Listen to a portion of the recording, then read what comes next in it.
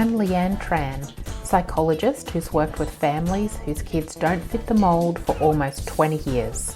I've worked with children for decades, but I know parents are the real change makers when it comes to their kids. Having 3 kids of my own means I know it's not easy.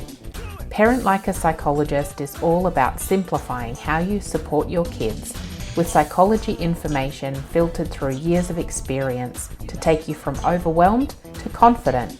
Come on in. Hi everyone. Thanks so much for joining me again for another podcast episode. I talked recently with Alicia Griffiths from Breakaway Education. She's a tutor, runs a tutoring centre, has been a teacher in the past. Well, I guess tutoring still is teaching, so, still is an educator. And she gave some really great advice about what parents can do to help their kids and explained a lot about the tutoring process. It made me think, though, that sometimes as parents, we don't know how to tell when our kids need some help. And it's something I hear a lot from parents, which is, how do you know if your child's having learning difficulties? So that's what I wanted to go through today. There are a load of things that you can look out for, and it's not so much about behaviors themselves, but maybe your child and whether you're noticing some differences. So I want to talk a lot about that, the signs for when a child's having learning challenges, but I'm also going to talk a little bit about what might be the expectations that are typical for an age range so that you can get a sense of where your kids may be academically in terms of their learning. And sometimes that's a little bit of a guide as to whether they might need some extra help or not. So, where to begin? I guess there's lots of kind of emotional signs about if kids are having difficulty with learning. Sometimes it's about their behavior as well. And that might be in terms of what you see in the classroom or with friends or with their listening. And sometimes it's actually about the tasks themselves. So there's a few areas to look at and I'll go over them in the next few minutes. So thanks for hanging in there with me. First, I guess I wanted to talk about the emotional parts. So what you might notice a lot at times, maybe after school when you're helping your child with their homework or you're watching them react to being asked to do homework, is the emotional side of things. So one of the signs might be frustration and even avoidance of homework or learning activities. So think of this as in terms of, I guess, the 2 ways you can notice all of this stuff is either if you're noticing it at home or if your teachers are getting in touch with you and reporting that this is what your child's like. So if either you or the teacher is noticing this stuff, then it could be a clue to look further. So I mentioned frustration and avoidance. This is a sign, I guess, that so that's in response to academic tasks. So your child's either showing that they're frustrated at it or they're really just trying to get out of it or avoid it as much as possible. That means that your child might find the task really challenging, or there might be other aspects to learning that they're finding really tough. And an example of that might be sustaining or keeping their attention. So sometimes it's not the academic task itself, but it's the fact that you have to maintain your attention on it that can be difficult for kids. So some avoidance type things you might see in the classroom. And when I say see, I mean, obviously teachers see it and would report it back to you. Things like needing to go to the toilet a lot. That's a great avoidance strategy. And I've seen kids do it in assessment with me as well. It reaches the bit where they've tried for a bit and it's getting a bit tough and, is there a toilet here? I need to go to the toilet. it's a great way to avoid and get out of the situation. So other things might be, oh, I don't have the right pencil. I need to like get that. I need to make sure it's sharp, and I don't have a rubber. So it's things like that can be avoidance strategies as well. Um, Another thing could be then low self-esteem is what we might call it. And so you might see that as kind of like feelings of not being good enough or being dumb or that kind of thing. And so talking about academic tasks in a way that kind of views your child as in a negative light is what we're talking about with that low self-esteem. And so it might mean that they're really struggling with the learning, and then their perception of themselves is suffering as a result. They're not feeling confident, and so then they're kind of internalizing that as something not great about themselves. So frustration or avoidance, that low self-esteem as well. I think so. Emotions is one part of it. And then, as I mentioned, there's a child's approach to learning and academic tasks as well. So, emotions are the feelings, their approach to it might be their thought process about what schoolwork is like. And so, as part of that, there might be this real lack of interest in learning. Um, whether that's for homework. I mean, like to be honest, lots of kids don't enjoy doing homework. So what you've really got to look for is consistent patterns over time. So lack of interest in doing homework, even that you think maybe is in an area they might be really interested in, or it's something new and motivating. It might mean that then, they're struggling to understand the material and they're struggling to learn and connect with it, which means then they're just not interested in it.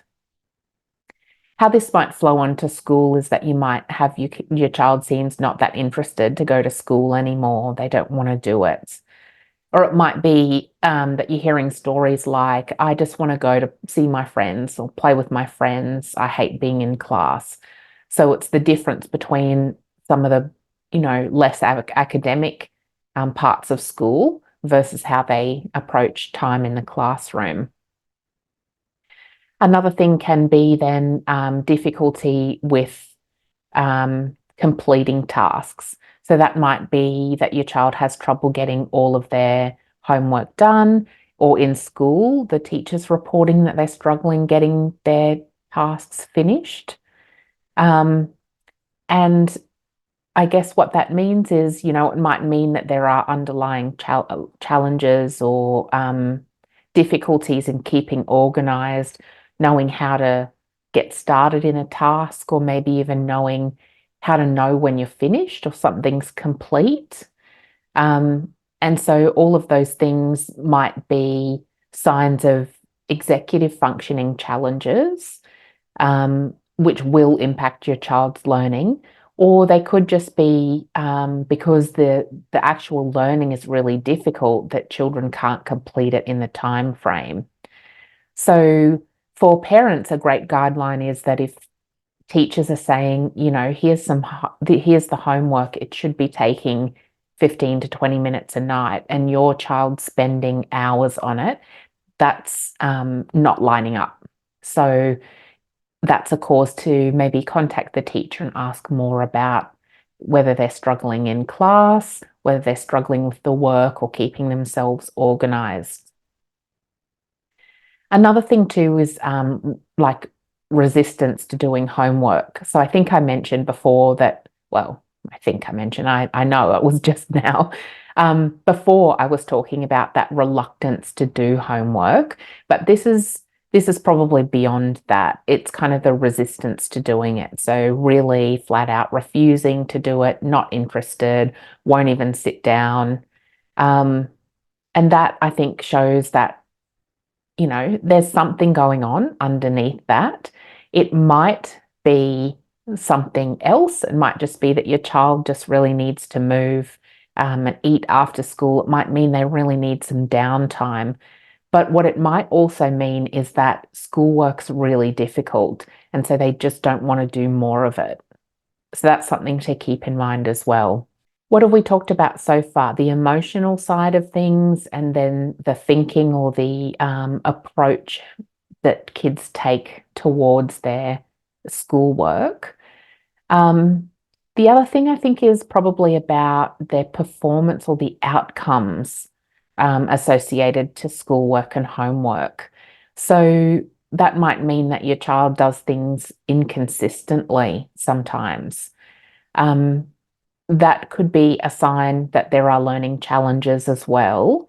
So if the biggest big picture one, I guess, is if there are subjects they seem to do fine in and they're meeting the standards, passing the grades, but there's a particular subject area that's not up to that same level.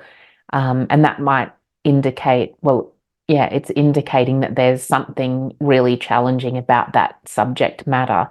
And so it might mean that there's learning challenges there that indicate a learning disorder, or it might just mean that your kid's aptitude for other things is better and they just need a little bit of extra time and support and attention to get themselves up to speed.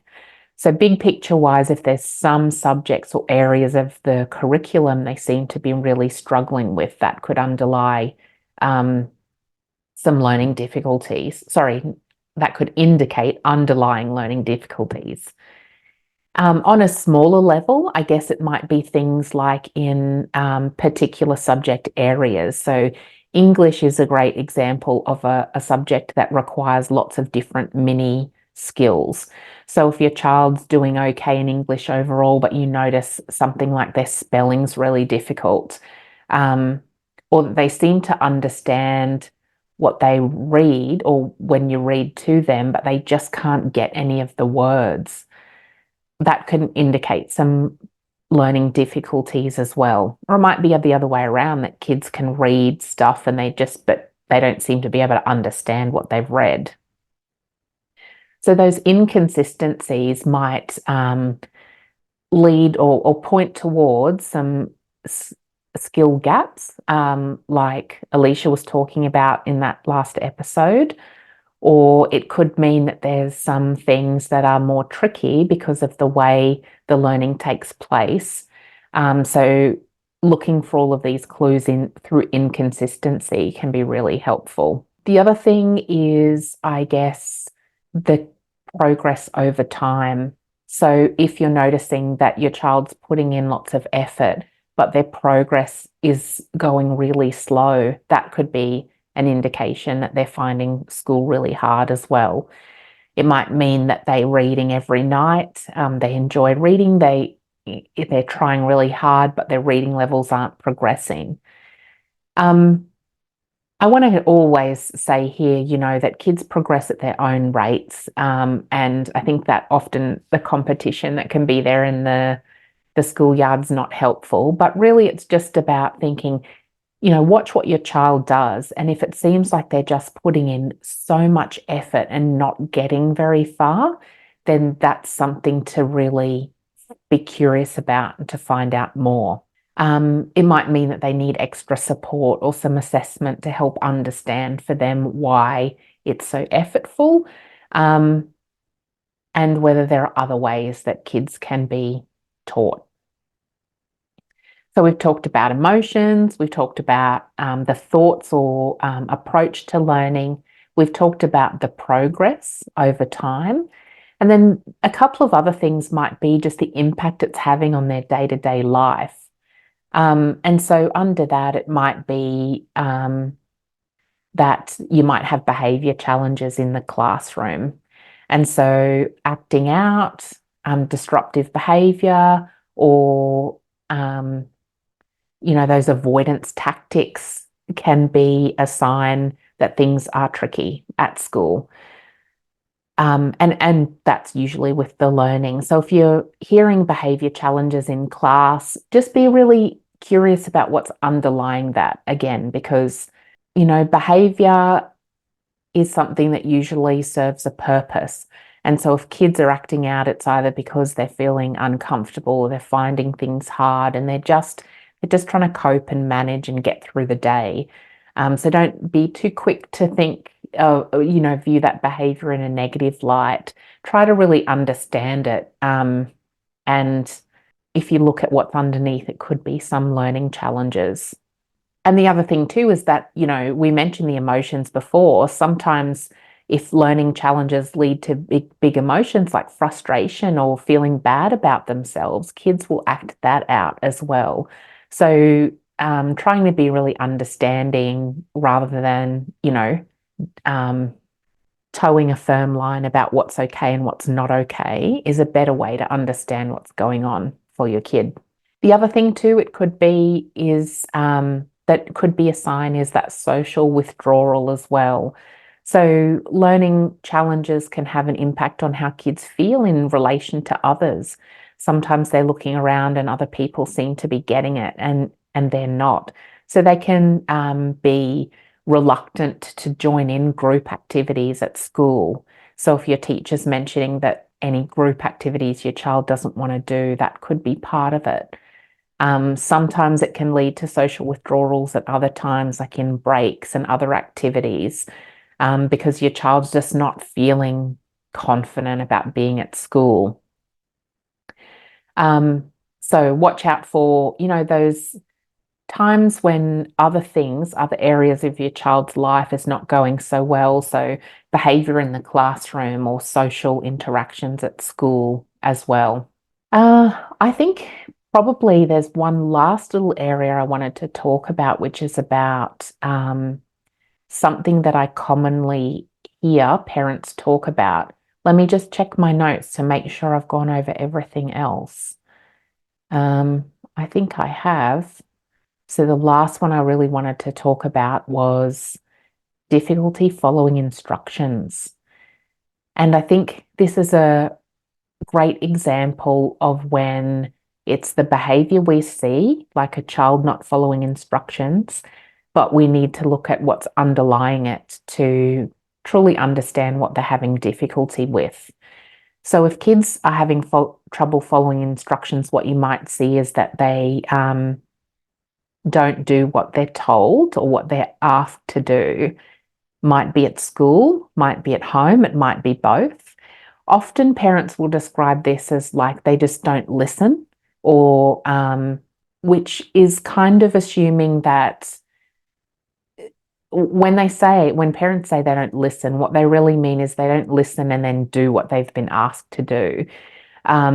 And so often if I'm hearing parents say that they just don't listen or they don't follow instructions, I'm really curious to understand why. And that's because one of the biggest things in an instruction is language. So kids need to be able to understand what's being said to them. The other thing that's involved is attention. To be able to follow an instruction, kids need to pay enough attention to hear you out fully. And then it's also executive functioning as well. So kids need to pay attention to the instruction, understand it, and then have the ability to execute the task. So that means remembering the instruction, going over, getting started and finishing it, not becoming distracted halfway through. And so if your kid's having trouble following instructions, be really curious about whether it's, and check in with the teacher, because teachers are a great resource, because given that they've got lots of kids of the same age, so they can tell you if your child's having more trouble than other kids in this area or whether they're about on par. And so lots of those things feed into learning, the language, attention, and executive functioning. So if your kid's having trouble with that, it's finding out more about it is going to really help you understand their experience of learning. So when we think about that, then I wonder if you notice those things in your children. If you do, the first thing I think is talking with the teacher about it and seeing what they think. You can get a guide as to where they're going academically. And then also consider whether there's some support teachers can put into place for that. And then seeing how your kids respond to the support can really highlight to whether it's a learning area they just need some more help with, or whether it's a more significant challenge than that, and you need to see somebody for an assessment to help you understand it more so that you can work out what's the best support for your child. So some of the things I wanted to run through really briefly now are what might be typical for kids at a certain age. So reading, writing, arithmetic, as it used to be called in my, or not, called, but referred to in my grandparents' day, the 3 R's: reading, writing, arithmetic. So it's reading, writing, and mathematics, so usually the basics in terms of learning. When our kids are first learning, I'll go through them in order. So reading first. Reading at the preschool age, which is around 3 or 4, kids are starting to recognize some letters of the alphabet and be able to name them. They can participate in simple rhymes and stories and enjoy that, and understanding that, print or words in a book carries a message.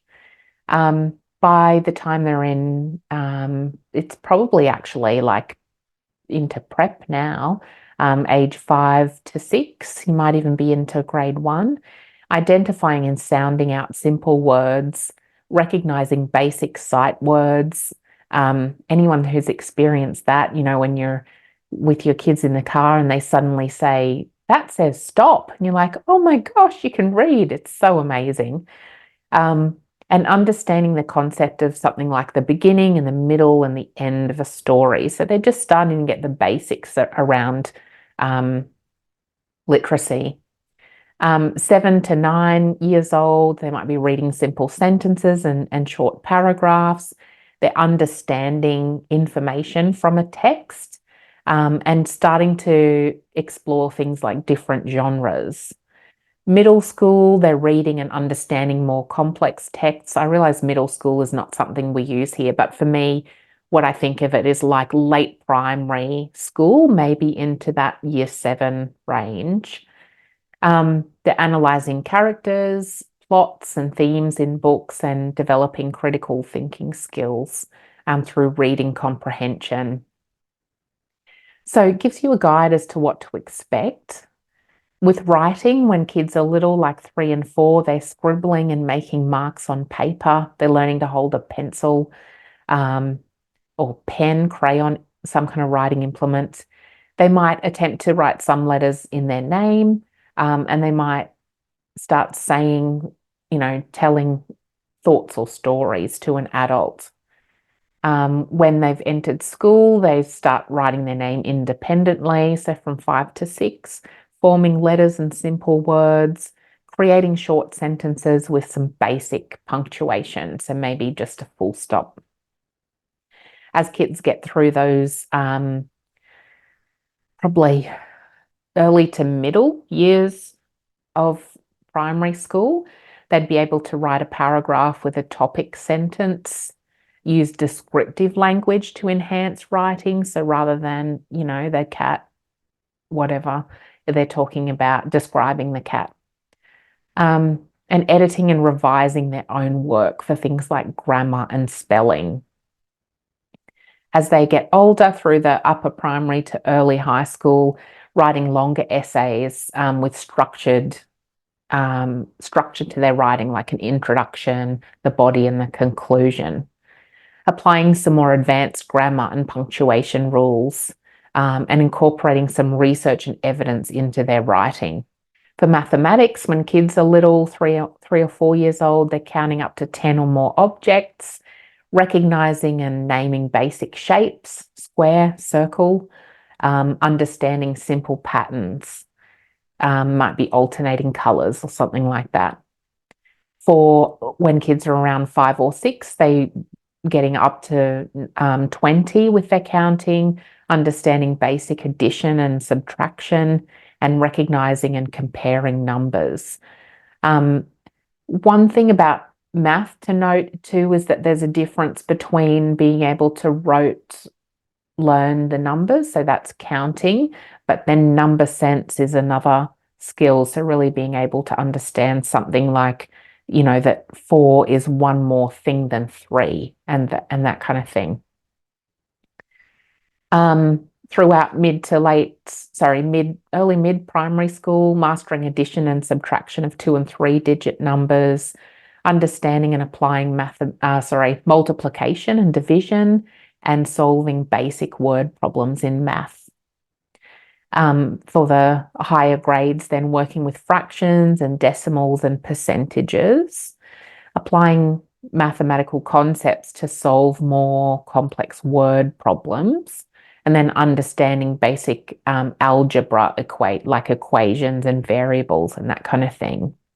And I know this hasn't gone so much into high school because I think at the point of high school, I think I'd be a lot more inclined to ask your teachers about where kids are up to, because the curriculum moves a lot more quickly in high school. And so I think talking about the specific concepts your child seems to know versus struggle with is a more helpful approach than just these general benchmarks. So you can see how things build through the curriculum as well. So I think it's really important to be mindful of how your child's going with their learning, because the earlier you can detect any challenges and put some support in place, the better. So oftentimes there's support that teachers can put in place to help your kids grasp concepts, or if they're having real challenges, to try to teach them in different ways so that works more for their brain wiring. Why it's important is because then the curriculum builds each year. So the earlier you can get support, it means your child's then not struggling with things and then having to build on those challenges, having to learn more in those areas that are challenging them year on year. The other thing too is that we've mentioned a bit about the social side of things, or more the emotional side of things. And the earlier you can support a child, the better, because they might then not go down that path of developing that low self-esteem or developing anxiety about being in class, or not wanting to go to school. And in my mind, I think that then you've got the problem, which is the learning challenge, and you've got an extra problem on top, which is the emotional reaction. So the earlier you can kind of try and understand and support your child's learning, the better. So I know Alicia talked a lot last time about what parents can do to help, so refer back to that episode if you haven't had a listen. But I hope today really gives you a sense of how to know if your child's struggling with learning challenges. Please let me know if you have questions based on this, because I'm sure if you do, other people do as well. So you can talk to me at hello@leannetran.com.au, and when I do get questions, that's something I can use to create an episode later to answer the wonders you have, answer the questions you have, and also let other people benefit from that as well. So thanks for hanging in there today with me, and I look forward to talking to you a little bit more about learning soon.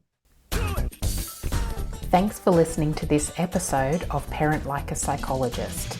If you found it helpful, please share on Instagram so other parents can benefit too, and tag me at @LeanneTran Psychology so that I can say a big thank you. Head over to leannetran.com.au to join the village for bite-sized psychology tips straight to your inbox. I really hope this podcast has brought a new perspective and you a step closer towards a calm parent and a thriving child. Have a delightful day.